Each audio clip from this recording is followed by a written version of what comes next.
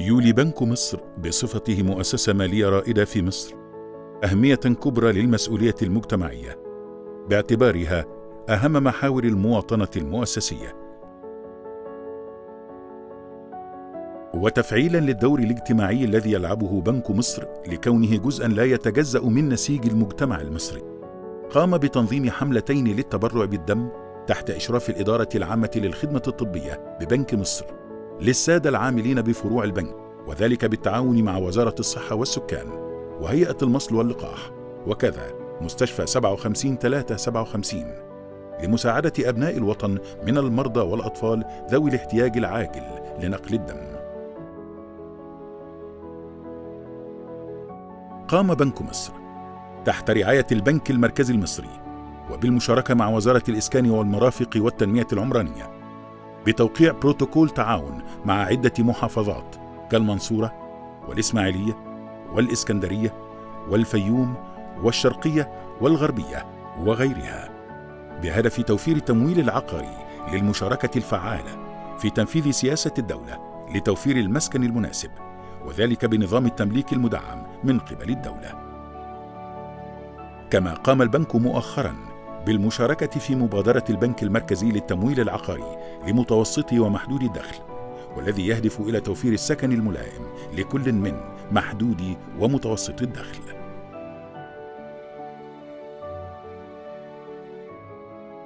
وفي إطار مساهمة بنك مصر في دعم التنمية الاجتماعية والاقتصادية والتخفيف من حدة البطالة، يقوم بنك مصر بتمويل المشروعات الصغيرة الجديدة والقائمة بالفعل من خلال فروعه المنتشرة في جميع أنحاء الجمهورية، من خلال العقود الموقعة بين البنك والصندوق الاجتماعي للتنمية. وانتهج بنك مصر استراتيجية لتمويل المشروعات الصديقة للبيئة الملتزمة بالمتطلبات البيئية لدعم الاستدامة، وكذلك المساهمة في المشروعات المرتبطة بالتحسين البيئي. قام بنك مصر برعاية مشروع المتحف المصري الكبير من خلال المساهمة في إنشاء وتجهيز مدرسة الأطفال التي تعد من مكونات المرحلة الثالثة التي بدأ العمل بها بمشروع المتحف المصري الكبير، بحيث يستفيد من أنشطة المدرسة حوالي 1,000,000 طفل سنويا في مختلف الفنون والأعمال الحرفية المتصلة بالحضارة المصرية القديمة وغيرها من الحضارات. إن فكرة إنشاء متحف لبنك مصر كانت حلما يراود أبناء البنك، ولكن أخذت طريقها للتنفيذ عام 2004 في إطار مشروع ثقافي شامل ليس فقط لتوثيق تاريخ بنك مصر وطلعت باشا حرب، بل لتوثيق مرحلة تاريخية هامة ومؤثرة من مراحل العمل الوطني في مصرنا الحبيبة. وقد تم الافتتاح التمهيدي لمتحف بنك مصر يوم الأربعاء 25 من مايو عام 2011. قام البنك بتوقيع اتفاق تعاون مع وزارة الاتصالات لتوفير الحاسبات، برنامج حاسبات مصر 2010 شعب متصل بالمعرفة. قام بنك مصر بالتعاون مع وزارة التنمية الإدارية بالمساهمة في تقديم خدمة التأمين الصحي لمواطني محافظة السويس كمشروع استرشادي يعمم لاحقا على باقي محافظات الجمهورية، وذلك من خلال المساهمة في تحمل تكلفة طباعة 150,000 بطاقة من بطاقات الأسرة الذكية التي تقدم خدمة التأمين الصحي.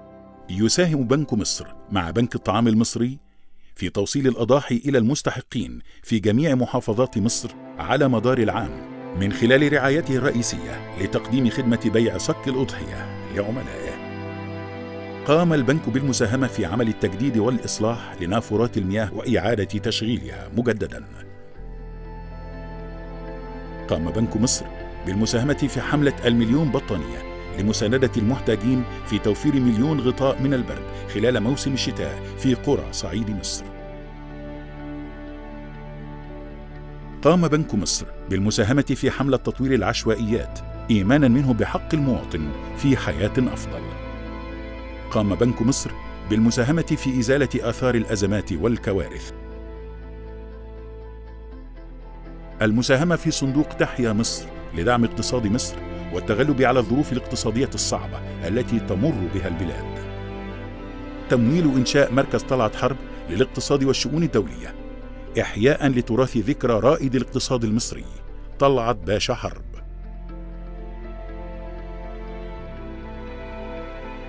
قام بنك مصر برعاية قاعتين بالأكاديمية العربية للعلوم المالية والمصرفية، والمساهمة في إنشائهم بمبنى الأكاديمية الجديدة، وتم تجهيز القاعتين الدراسيتين بالتجهيزات اللازمة، وذلك إيمانا منه بأن العلم أساس تقدم الشعوب.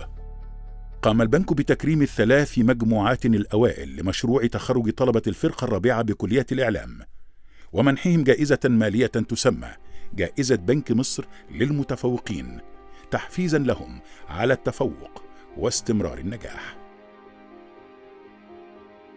كما قام البنك برعاية العديد من الندوات والمسابقات للطلبة بعدة كليات لتحفيزهم وتدعيما للثقافة العامة لتخريج كوادر متميزة تملك طاقة إبداعية في مجالات تخصصاتهم. قام البنك برعاية المؤتمر الدولي الأول للابتكار في مجال التقنية الحيوية، وهو المؤتمر الأول من نوعه في تاريخ جامعة القاهرة، وهدف المؤتمر هو إقامة جسر راسخ بين العلم والاستثمار على أرض الواقع. رعاية بنك مصر للمؤتمر الدولي الأول للحوسبة والمعلوماتية بالتعاون مع كلية الحاسبات والتكنولوجيا المعلومات بالأكاديمية، وكلية الحاسبات وتكنولوجيا المعلومات بجامعة حلوان. قاد البنك حملة لتسويق منتجات الشباب والأخذ بيد الشباب نحو عالم البنوك والاستثمار، وتقديمهم بالتدريج إلى ثقافة المجتمع اللا نقدي عن طريق التواجد بوحدات متنقلة في النوادي والجامعات العامة والخاصة لترويج منتجات جاذبة تخص قطاع الشباب تم إصدارها لأول مرة في السوق المصري. حرص البنك على تكريم أوائل الثانوية العامة ل6 أعوام على التوالي، ومنحهم هدايا تشجيعية تقديرا لما بذلوه من جهد وتحفيزا لهم لمواصلة مسيرة النجاح والتقدم. قام بنك مصر بتكريم المخترعة الصغيرة مريم بيومي الحاصلة على الإعدادية من محافظة المنوفية. قام بنك مصر برعاية الدورة الرياضية للشباب المصري ل3 أعوام على التوالي في مجال كرة القدم. قام البنك برعاية مئوية النادي الأهلي لزيادة الوعي وبناء الثقة بالبنك ومنتجاته، وتحسين الصورة الذهنية للبنك، وتعميق الصلة بقاعدة العملاء الحالية، وبناء علاقات متينة معهم. قام البنك بالتعاون مع اللجنة البرلمبية المصرية المسؤولة عن رياضات المعاقين ذوي الاحتياجات الخاصة من جميع الإعاقات والفئات الطبية سواء للرجال أو للسيدات برعاية الأنشطة الرياضية التي تنظمها اللجنة.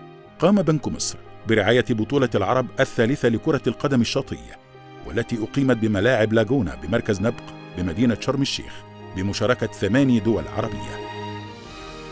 قام بنك مصر برعاية بطولة السكواش للمحترفين بنك مصر سكاي أوبن، وهي واحدة من أفضل بطولات العالم للسكواش دعما للسياحة في مصر، وذلك بمشاركة 56 لاعبا يمثلون 17 دولة، وذلك على أحدث ملعب زجاجي في منتجع سكاي بالتجمع الخامس.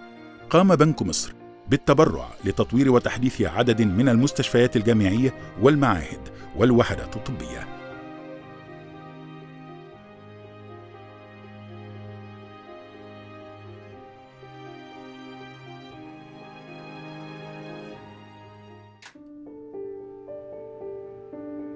قام بنك مصر من منطلق اهتمامه بالمسؤولية المجتمعية عام 2007 بإنشاء مؤسسة غير هادفة للربح تحت اسم مؤسسة بنك مصر لتنمية وخدمة المجتمع. ترتكز أهداف مؤسسة بنك مصر لتنمية وخدمة المجتمع على تحقيق التنمية في مجالات الصحة، التعليم، خلق فرص العمل، التنمية الاقتصادية، الصحة وحماية البيئة، بالإضافة إلى مشروعات التكافل الاجتماعي، وذلك من خلال مساندة ودعم المجتمع المدني في تنفيذ مشروعات في مجالات عمل المؤسسة ذات التأثير الفعال في المجتمع.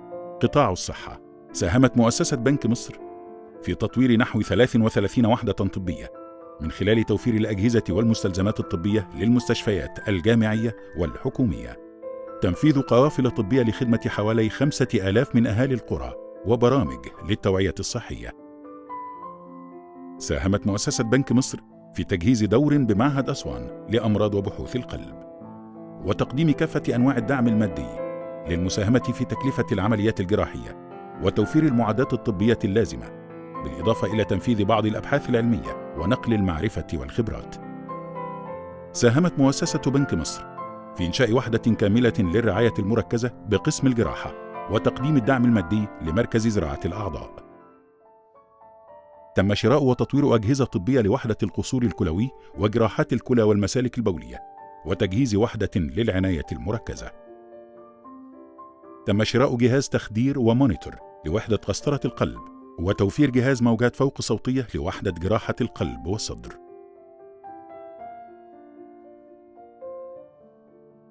ساهمت مؤسسة بنك مصر في تطوير العيادات الخارجية ومعامل سحب العينات بالدور الأرضي.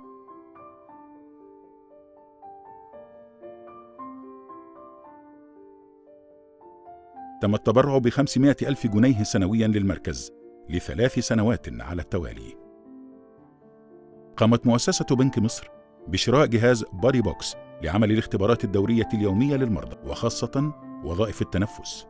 قدمت مؤسسة بنك مصر تبرعات عينية من منتجات مصر العامرية للغزل والنسيج، إحدى الشركات المملوكة لبنك مصر، لمستشفيات الهلال الأحمر، مستشفى الأطفال 57-357، مستشفى القصر العيني التعليمي الجديد، مستشفى القصر العيني القديم، والمعهد القومي للأورام. قامت المؤسسة بشراء جهاز منظار البطن لمركز القصور الكلوي وتجهيز وحدة العناية المركزة لمرضى الفشل الكلوي.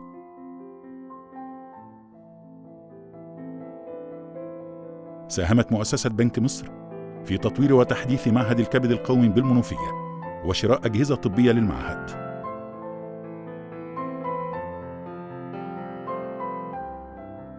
قامت مؤسسة بنك مصر بتوفير جهاز تفتيت المياه البيضاء عن طريق الموجات الصوتية، وهو أحدث الأجهزة التابعة لوزارة الصحة.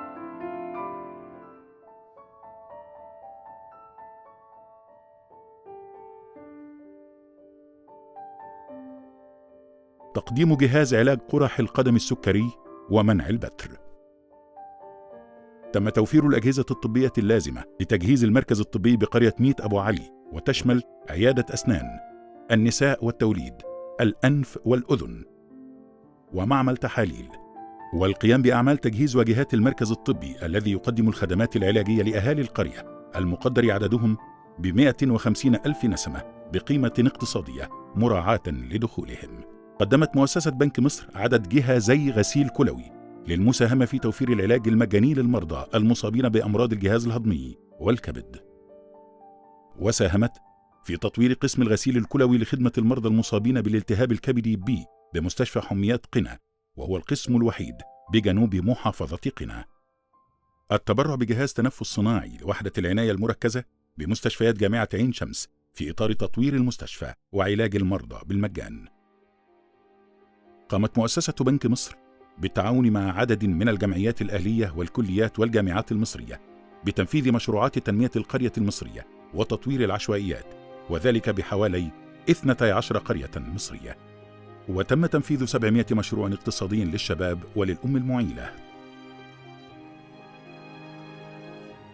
تطوير وبناء 8 فصول رياض أطفال، وتنفيذ برامج تدريبية للمدرسين للعمل بفصول المتعثرين دراسياً.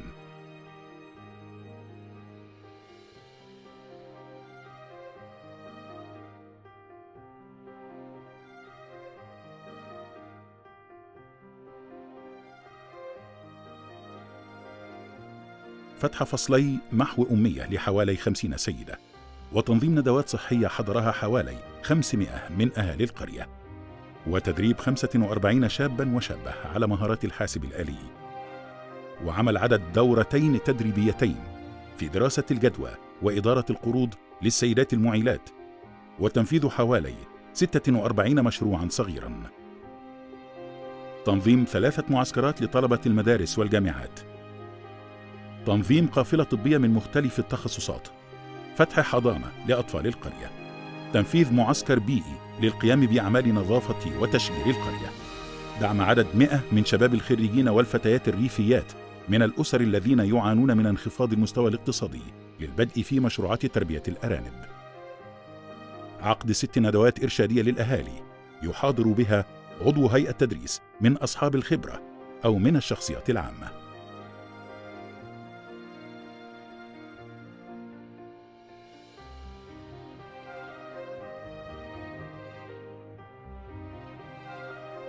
محو أمية عدد 80 شابا وشابة.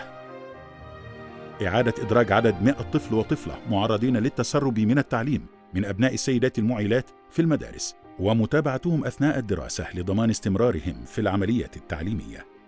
رفع وعي سكان المنطقة عن الموضوعات والقضايا التي تهمهم مثل الموضوعات البيئية، الثقافية، وتوعيتهم بحقوقهم القانونية.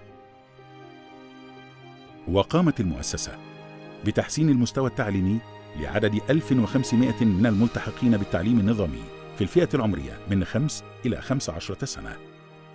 تحسين المستوى الصحي للسكان خاصة بين الأمهات والأطفال الرضع وتلاميذ المرحلتين الابتدائية والإعدادية. تحسين المستوى الاقتصادي لعدد 120 أسرة فقيرة. المشاركة في رعاية حفل زفاف جماعي لعدد 400 عريس وعروس للحالات المستحقة من شباب سوهاج. تجهيز أكشاك بمركز جهينة.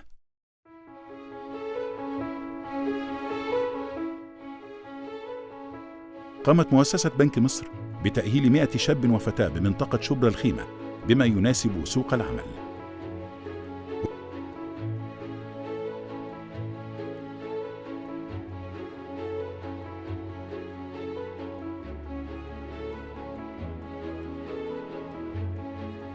حملة اوعى للتوعية ضد أخطار المخدرات في عدد 2000 مدرسة إعدادية وثانوية و25 جامعة حكومية وخاصة، من خلال إقامة أنشطة فنية ورياضية بمشاركة نجوم الفن والرياضة. قامت مؤسسة بنك مصر بالاحتفال سنويا بيوم اليتيم منذ عام 2009 وحتى عام 2014، وستوالي الاحتفال به سنويا.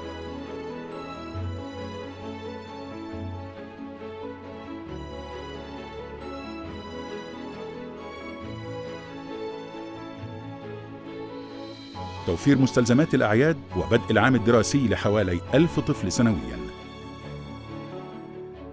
المساهمة في مشروع المنارات لرعاية الطفل اليتيم والمرأة المعيلة بالبساتين ودار السلام بالقاهرة.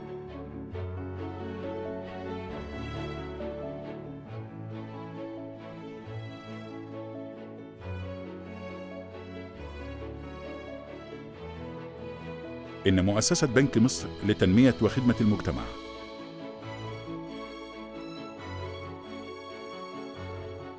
تقبل التبرعات وأموال الزكاة والصدقات والعشور من داخل مصر وخارجها من الأفراد الراغبين في القيام بأعمال خيرية وتنموية، وذلك استناداً إلى إيمانهم بدور المؤسسة كقناة موثوق بها في توصيل تلك الأموال والتبرعات لمن يستحقونها.